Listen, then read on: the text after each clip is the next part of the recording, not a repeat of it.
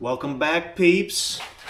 So today in the garage, we have a very rare sighting. A Chrysler product.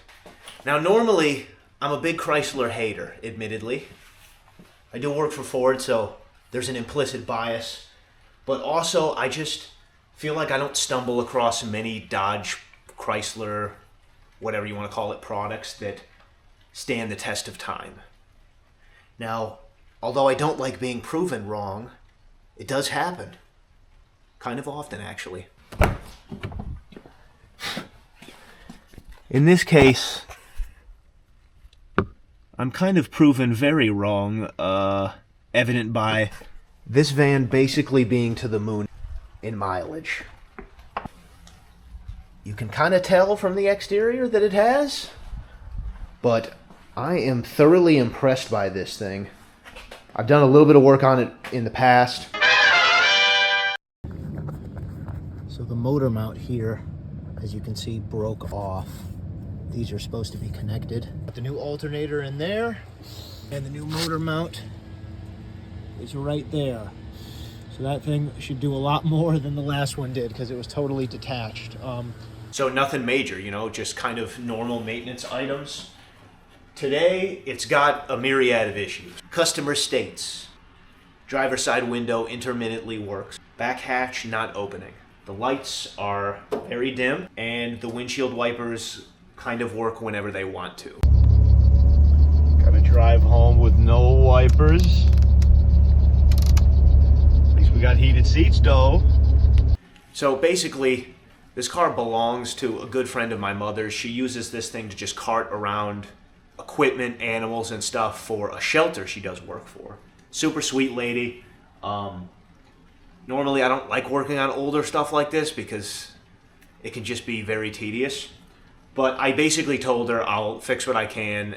Can't guarantee everything will get fixed. One, because it might not make sense from a financial standpoint. And two, because on a good day, I'm a poor excuse of a mechanic. But we're going to do what we can. Hopefully bring this thing back to her in better shape than it came. First course of action, though, is getting in better apparel for work on an old rusty van. So, first course of action, let's get these bulbs swapped out. Thank goodness for one-day shipping. Love you, Jeff.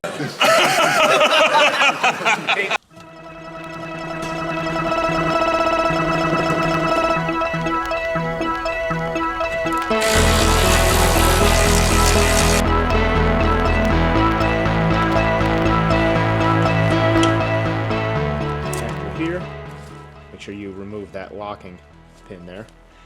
And then this should just be a twist style. Keyword should be. Okay, the bolt here did not come out. Instead, the bracket that was retaining to the headlight just kind of stayed in there. See if I can salvage that. It's very crusty down here. So that bracket just basically disintegrated. There's some of the remnants. So just make sure that the little shoulder here is lined up with that retainer.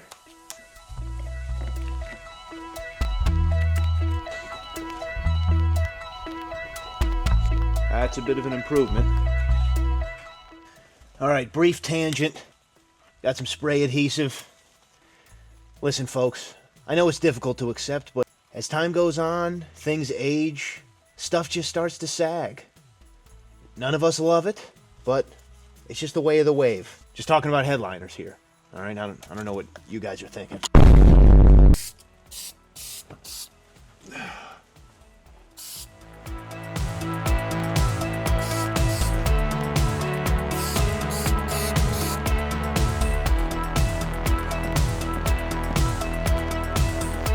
I'm just gonna get in here with some alcohol wipe, hit the glass just in case I hit any of it with adhesive. So I'm not exactly sure what's going on with the window motor here. Periodically it just does not want to work. I ran it through a couple of cycles, up and down. Everything seems to be operating fine. there's a good chance that just this many miles on the vehicle, you know, the grease is worn out in the tracks. I'm thinking I'm just going to take the door panel off, try to grease what I can, if I can access it.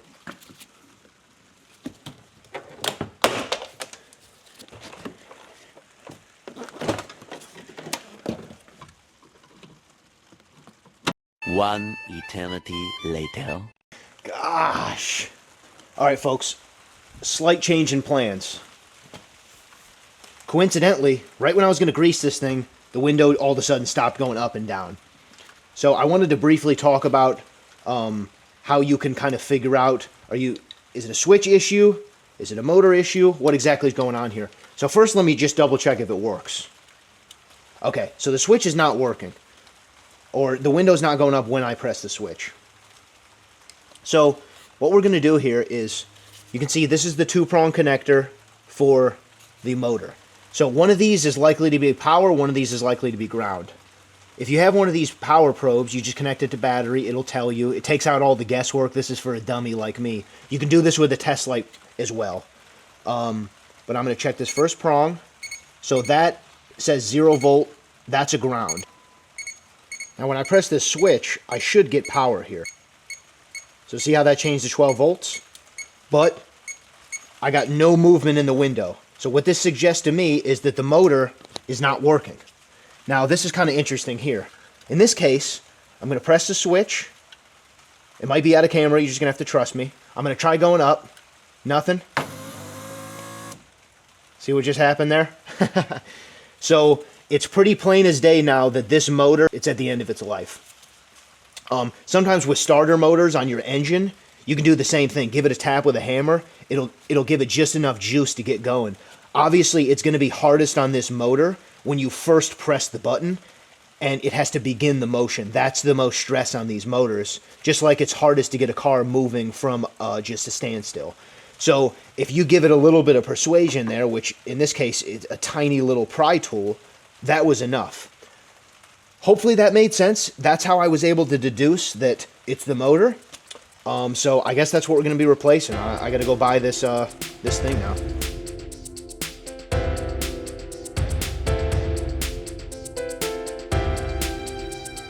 It's for a 05 Dodge Grand Caravan.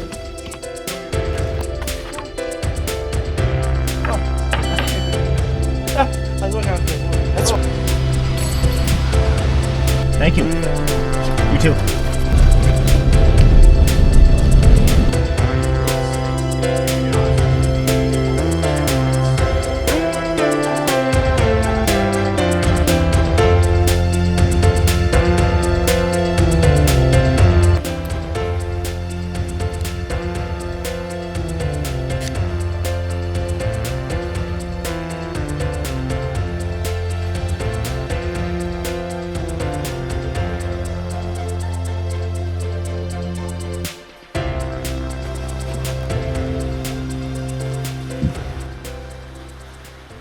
All right, we're back in action here.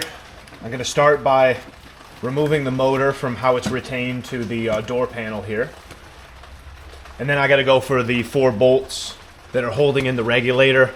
There's also 2 fasteners that actually hold the window to the regulator. It's right in there. Other one is on this side. In case anybody's wondering, buying just a motor was like $120 from my local auto parts store versus a regulator and motor just that come together as one unit was $60. So even the auto parts guy is like, I don't know why that would be the case. In any case, I decided to just get the whole unit, save this lady some money, obviously. So we're gonna go ahead and keep chugging.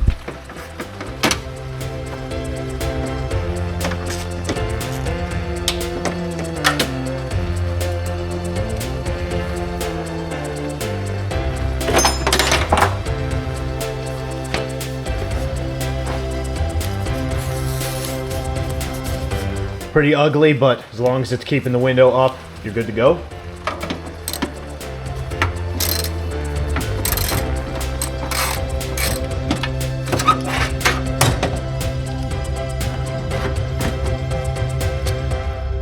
That downright sucked. Here's where you do the sanity check. Old, new.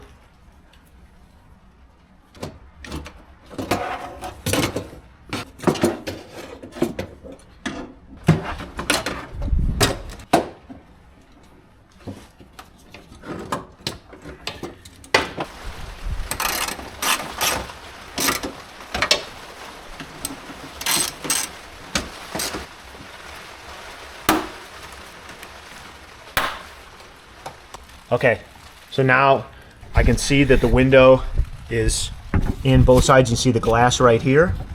There's those grabbers. Now I can tighten those 10mm bolts and make sure this thing operates.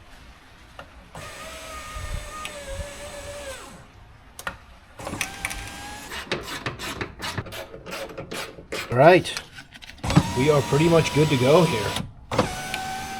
Everything's working great. All right, that took way longer than I wanted it to, but she is good to go. On to the next thing.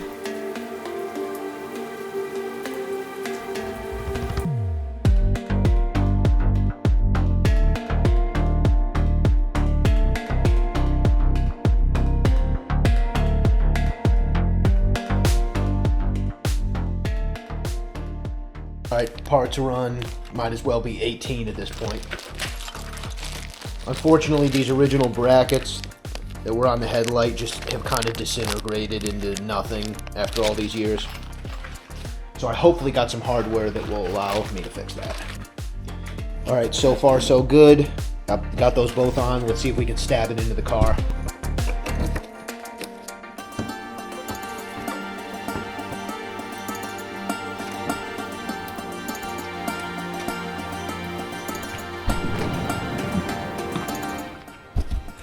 Okay, that was a lot more work than it should have been for some HID headlights, but she will be thrilled with those, way brighter.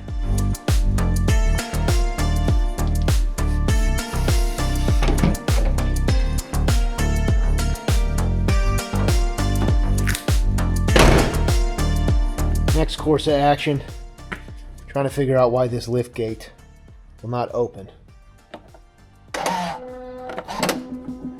As you can hear, it sounds like the power assist is attempting, but just can't get it to open. So I don't know if maybe she just didn't shut this thing all the way or something, or maybe something just got wedged in there. In any case, we're going to try the emergency release inside the vehicle, see if we can at least get it open, evaluate, and then go from there.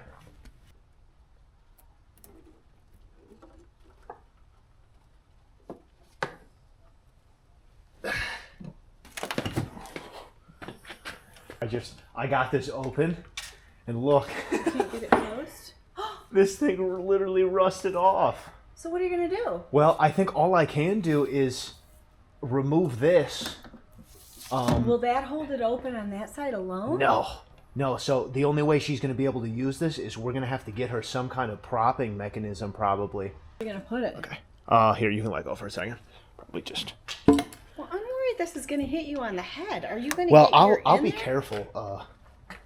I'll be careful being under this thing, but I just kind of needed a way to prop it for the time. So, the issue appears to be that the mount that at one point existed has rusted away to smithereens. So there's now basically no mount for this shock absorber. So it's got basically one.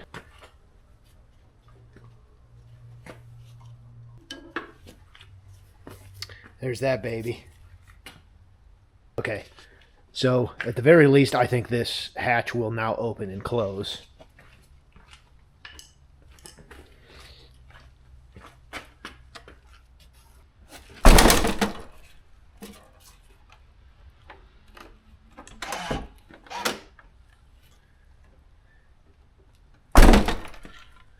Good deal. At least it's now functional somewhat. You good? Yep. You're not going to be messing with that anymore, are you? I'm just going to look around for a little bit. Hey, don't get your head under here. Don't worry. So, unfortunately, I just don't think there's an easy solution to what's going on here. This is just so rusted out. Had to remove that old shock absorber. And I kind of think the old wood plank method is going to be the cheapest repair here. Air quotes on repair. Obviously, you know, we could go to a junkyard, get a new rear hatch, but I just don't know that this woman wants to put that kind of money into this thing. Maybe she's just going to have to load things in from the side or, you know, do this number and just be extra careful. The last thing on the list here was wipers working intermittently and then the turn signal. Now this is pretty interesting. When I go up, the left blinker is turning on, as well as the blinker back here, blinker up here. Now I haven't worked with, you know, these stock switches very often, but if I had to bet, I would think maybe this switch here needs to be replaced. So it's the next day. It was pretty late by the time I got that hatch opened and stuff, evaluated that. So this morning, pulled out the old steering wheel turn signal switch, is I think the technical term. I'm currently at O'Reilly's for the third time across this job. O'Reilly! Yippee. They ordered one of these in for me this morning. Gonna swap that out, and then hopefully that fixes the turn signal wiper issue. Then I think the van's ready to get back to the owner. So 6474 on your go. good luck with it, man. Thanks, man. Hopefully you're not in here alone the whole day, are you? And we're gonna go ahead and swap this thing out. It's probably a good idea to just test this first. So I'm going to just stick that electrical connector in there, and I'm going to just not bolt it in yet, just in case this part does not fix the problem. Oh, yep, I do need to reconnect the battery.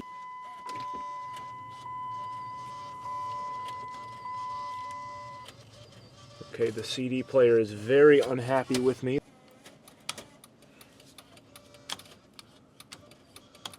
Oh yeah, I think we are back in action. I can probably just leave the battery connected because I don't think I'm going to have to toy with any more electrical connectors. Famous last words.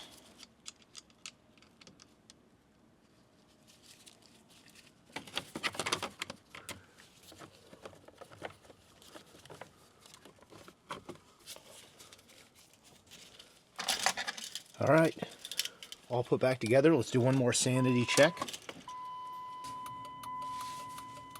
I think that's just flashing because one of the bulbs is out. But those both work now. Wipers work immediately, which is awesome. Brights come on. There we go. There's the constant run high beam. Curious to see. Okay, so this bulb's not out. Okay. There's some kind of hyper flash condition for some reason. Check the other side. Well, I don't really know. Maybe I'm missing something obvious here, but I'm not exactly sure why those are hyper flashing, but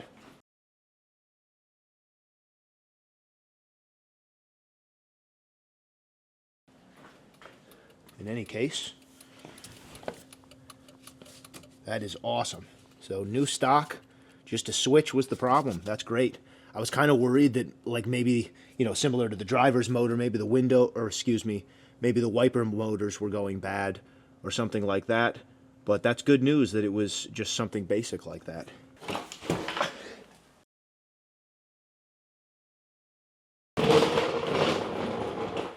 Well, I'm going to try my best not to get emotional here, but I think we're wrapping things up with the old girl. All in all, I'm pretty happy with the progress we made. You know, given the circumstances, this thing's leaving much better than it came in. We got those HID beams in here. I know these headlights are kind of fogged up and stuff, but if she's happy with how bright they are, there's no point in throwing more money at this thing to restore these or to replace them.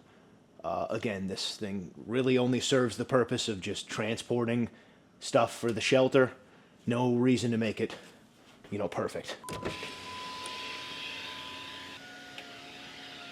Second thing, of course, was the new window motor and regulator. That's working in good order now. She'll be very happy about that. Additionally, we kind of tied up some loose ends. This thing was just hanging down. I found a screw that I could run through here, and then I know this is a little jerry-rigged, but the plastic retainer here broke, so gave her the old zip tie job. Good to go. I did also kind of try to tie this thing out of place. We'll have to see if it stands the test of time. This was just literally hanging down here. Additionally, that saggy headliner, much more presentable.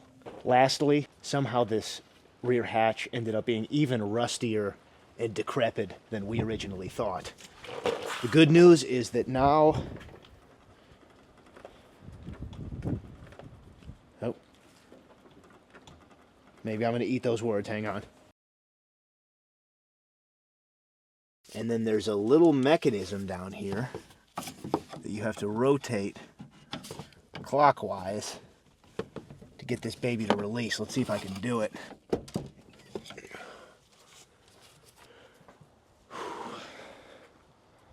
Looks like I got to locate my stake of wood again. Okay, so I was, through the button up there, I was able to once again unlatch this thing.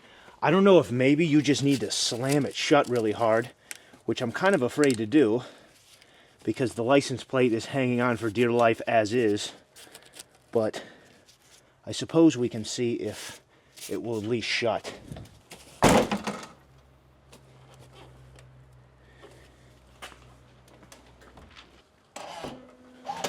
Okay, so I guess that's how you have to get the thing open right now.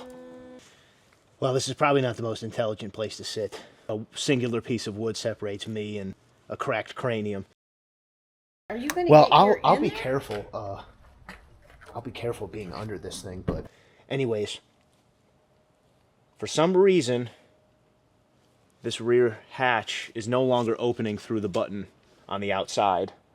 Additionally, and this could be the reason that that button's not working, it does not seem to be fully engaging with this latch down here. When you shut it, it's like not completely closed. I don't want to push on the thing any harder because this thing is basically exclusively rust at this point. Oh. Now there's a couple options here. We could try to find, you know, just a whatever colored hatch on Marketplace or the local pick-apart, but this, you know, just in parts alone, this job's already been a couple $100. I don't really know if she wants to sink more money into this. The way that you can release the hatch, which I may or may not have gotten on camera, is you have somebody press the button that's on the ceiling in the front, and you're putting pressure to lift this from the back, and that initial latch will disengage, and then you can yank up on it. Beyond that, though, I don't know if this thing's going to be functional in the way that it sits now. And to be honest with you, I kind of just want to leave it be, because as soon as I start messing with that button up there to see if maybe there's a bad connection, the license plate falls apart, then I got to figure out how to strap that back on.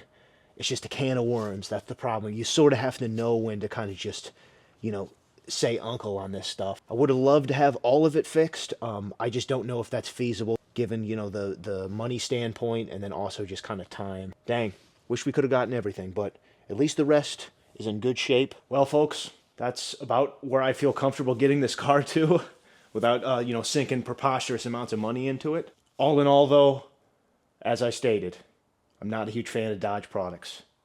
I'm impressed by this van. I mean, no offense to the owner of this, but this by no stretch is a van that like had ridiculously meticulous maintenance or, you know, above average care, and it's still managed to scrape close into the 300,000 mile territory. That is impressive. This 3.8 liter V6, I think, is one of the better engines made by Dodge. I think it was also in a collection of different Jeeps and such. I want to say some of the old Cherokees, but but, oh, and maybe the Liberty. I think the Jeep Liberty's had them too. Clearly it's a good engine. I'm hoping that she can make it to 300,000 with that. That would be cool if, you know, these little repairs push it over to that. Anyways, that's enough blabber from me. Hope you guys kind of enjoyed this process. It was quite stressful at times, you know, 3 parts runs. Getting into that door panel was a real pain, but if that will push this thing over to, you know, that next mileage milestone, I'll be a happy camper. So anyways,